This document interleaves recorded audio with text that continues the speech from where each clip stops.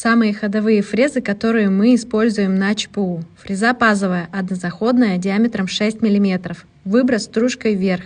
Этой фрезой мы вырезаем детали на маленьком ЧПУ. Простая универсальная фреза.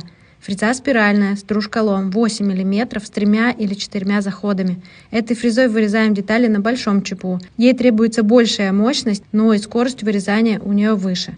Фреза пазовая 3 мм. Используем для мелких деталей. Фреза гравер пирамидка диаметром 3 мм. Используем для гравировки нашего логотипа на изделиях.